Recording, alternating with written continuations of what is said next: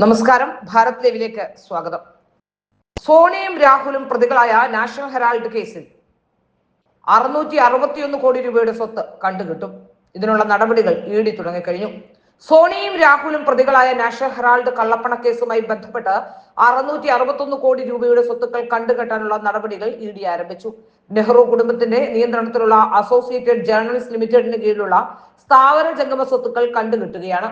ഡൽഹിയിലെ ഐടിഒയിലെ Herald house, Mumbai ബാന്ദ്രയിലെ കെട്ടിടം, ലക്നൌവിലെ ബിശ്വേശ്വർനാഥ് റോഡിലുള്ള MGL കെട്ടിടം എന്നിവിടങ്ങളിൽ ഇ ഡി കണ്ടുകെട്ടൽ നോട്ടീസ് പതിപ്പിച്ചു. കള്ളപ്പണം വെളുപ്പിക്കൽ നിരോധന നിയമത്തിലെ വിവിധ വകുപ്പുകൾ പ്രകാരമാണ് നടപടി. 2023 നവംബറിൽ ഈ സ്വത്തുക്കൾ താൽക്കാലികമായി കണ്ടുകെട്ടിയിരുന്നു. 2012 BJP നേതാവ് സുബ്രഹ്മണ്യം സ്വാമി നൽകിയ പരാതിക്ക് പിന്നാലെയാണ് തട്ടിപ്പ് പുറത്തുവന്നത്. 2014 ജൂൺ 26 ന്യൂഡൽഹിയിലെ മെട്രോപൊളിറ്റൻ മാജിസ്ട്രേറ്റ് പട്യാല ഹൗസ് കോടതി പുറപ്പെടുവിച്ച ഉത്തരവിന്റെ അടിസ്ഥാനത്തിൽ 2021 ഇ ഡി അന്വേഷണം ആരംഭിച്ചത്. നാഷണൽ ഹെറാൾഡ് പത്രത്തിന്റെ ഉടമകളായിരുന്ന കോടിക്കണക്കിന് രൂപയുടെ സ്വത്തുള്ള the Associated Journalist Limited AJL എന്ന കമ്പനിയെ സോണിയയുടെ നേതൃത്വത്തിലുള്ള യങ് ഇന്ത്യ ലിമിറ്റഡ് എന്ന കമ്പനി തട്ടിയെടുക്കുകയായിരുന്നു. 2000 കോടിയോളം വില വരുന്ന സ്വത്തുവകൾ തുച്ഛമായ വിലയ്ക്കാണ് സോണിയയും രാഹുലും ചേർന്ന് സ്വന്തമാക്കിയത്. 2008 90 കോടിയുടെ കടബാധ്യതയുമായി നാഷണൽ ഹെറാൾഡ് അടച്ചുപൂട്ടിയിരുന്നു.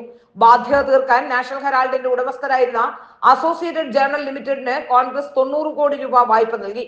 ഈ തുക തിരിച്ചടയ്ക്കാൻ AJLന് കഴിഞ്ഞില്ല. 2010 UPA സർക്കാരിന്റെ ഭരണകാലത്ത് സോണിയും രാഹുലും ഡയറക്ടർമാരായി യങ് ഇന്ത്യ ലിമിറ്റഡ് രൂപീകരിച്ചു.